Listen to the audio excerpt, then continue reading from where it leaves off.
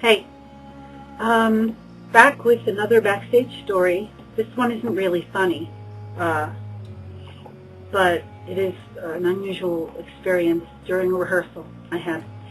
I was doing a show called Stories I Ain't Told Nobody Yet.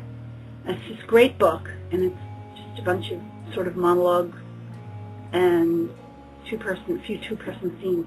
And we did that as a play, as a production.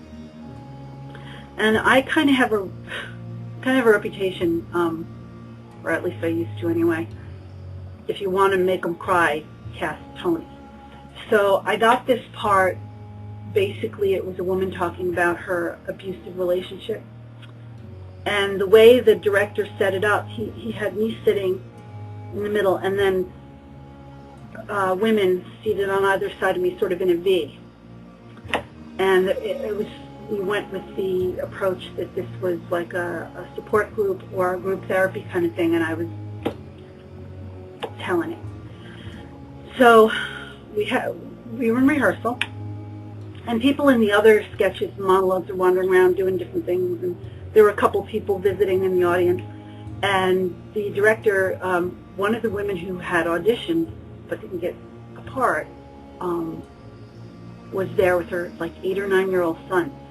So we're rehearsing, I do the scene, and then Michael, the director, gives me a couple notes, and then all of a sudden this woman gets up and she goes, "Mom, you know, I'd like to say something." And she starts coming up onto the stage. And she's talking, and she gets up onto the stage, and she's sort of standing like to my right, down, you know, closer to the edge of the stage. And she starts ripping into the director, yelling at him, saying about why she should have gotten the part, because she really had been abused, and she knows what it's like to hide under a car and hope that your boyfriend doesn't find you, and all this stuff. And I'm like, whoa.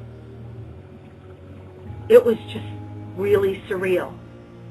She just went nuts with her son sitting there looking at her 8 or 9-year-old son. So the director gets up and he takes her out of the room. And we can hear them. Backstage, it's at a college, and backstage there was a door into another room. So they went to that room and closed the door, but we could hear them screaming.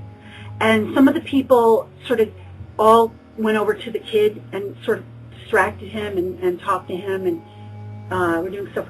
And all the women that were sitting up there with me gathered around me and go, "Are you okay? Are you okay?" It was almost like carrying over that support group thing. If this had happened to me, and it actually, it wasn't directed at me. It was, although I know that there was some enmity towards me, but it was directed at the director. The woman obviously lost it. She had some kind of a breakdown, and she just, that's the first time an actor had a breakdown in my presence. Anyway, had I not been as experienced as I had by that time, I think it would have been a lot more devastating than it was. The first thing I thought was, oh my God, I'm such a poser. I don't know what it's like to be abused by a husband or a boyfriend, but I'm an actor. And with the two greatest tools, I believe, that an actor can have, empathy and imagination, I was there and I felt it. So, and I know that I gave a good performance. So I was able to not let it get to me, but can you imagine, you know, working and you know, making yourself raw and open and putting yourself there, and then have this woman come up and berate you, even though she was berating the director. It was me by, you know, because I wasn't her anyway. Yeah, that was an interesting evening. Anyway, so it wasn't funny, but another little taste of behind the scenes in the production.